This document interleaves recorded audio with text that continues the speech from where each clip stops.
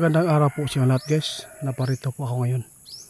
Dahil po mayroon pong babala si kaibigan. Sa lahat po ng makapanood sa atin, please po, huwag po kayong magpapadala kung ano man po ngayon ang alok po sa inyo. Kaibigan, ano po ba itong grabe kaibigan, hindi ko talaga maisip talaga kaibigan na ito ay gagawin po ng lahat. Ha? Oo nga. Ito po yung nakikita ninyo. Sa lahat po na makapanood guys, meron naman pong pakulo ngayon ang Diablo. Sa lahat ng dito, kung sino man yung makarating sa inyong bahay, mag-ingat po kayo. Huwag po kayong basta-basta maniniwala at hindi po kayo dapat na magpatukso sa pira. Ngayon guys, meron pong isang followers natin, na alarma din po siya kasi marami pong offer na hindi po niya naintindihan kung bakit po ganito ang ginawa po sa kanila. Kaibigan, ito po siguro yung hinuhulaan po nyo noon.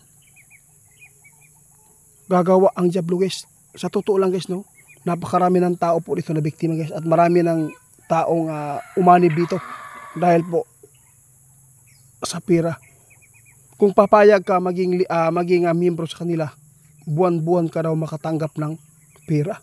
Kaibigan, ano po pa ibig sabihin nito? Hindi po ba ito maganda?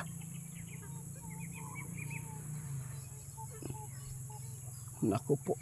Sa lahat ng mga makapanood, pakishare guys. Naay nahitabuan ni karon guys na naaray nag-offer sila Talagang pumapasok talaga yung pera buwan-buwan. Pero meron pong gagawin yung tao na magtrabaho nito.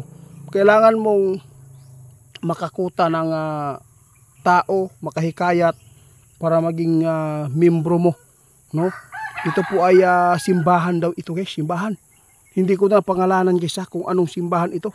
Kasi yun po ang sinabi niya kaibigan. Simbahan po ang ginamit kaibigan. Ibig sabihin nito, mabuti ba sila? Nako. Ito po yung nakakatakot ngayon guys, no? Hindi po ito nagsimula dito sa Pilipinas kundi sa ibang bansa ito. Nanghihikayat po sila sa mga tao guys para magiging kaanib nila.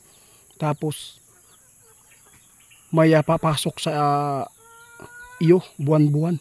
Malaking pira po ito, dollars guys. Grabe kaibigan. Tapos kaibigan, ano pong nakita po nyo dito kaibigan? Ha? Nako, ito po ang nakakatakot sa lahat ng mga tao ngayon. Kung mayroon man pong makapunta sa inyong mga messenger, ano man yan, huwag po kayong magpadala. Dahil po, isa sila na inuutusan ng Diablo. Ito po yung siksik-sik. Patay na. Sinabi na po ito ng ating kaibigan noon na ang Diablo guys hindi talaga hihinto kapag walang mabibiktima at magpapatuloy pa sila sa paghasik ng lagim dito sa mundo dahil po sa napakaraming mga tao na nangangailangan ng pira ngayon kaibigan. Grabe, sumabay po ang Diablo guys. Alam po niyo guys na napakaraming mga tao naghihirap, no? Maghanap ng trabaho, maghanap ng pera para mabuhay. Ngunit sawi, no? Hindi sila natatanggap dahil wala po nga pinag-aralan.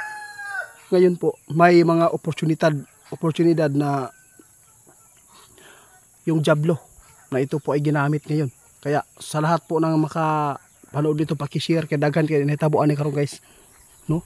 Ginamit nila ang pangalan ng Diyos guys. Tapos ang simbahan ito, hindi ko na pangalanan kung anong simbahan ito kasi grabe po talaga yung binanggit sa atin kung anong kaibigan.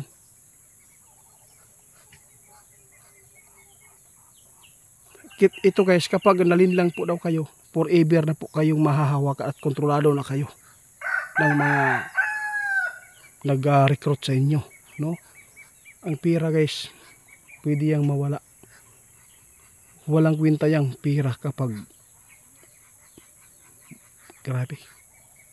Kung magpatukso ka sa Diablo, ang pira kung pinapangarap mo man yan, tiisin mo lang kung wala ka ngayon.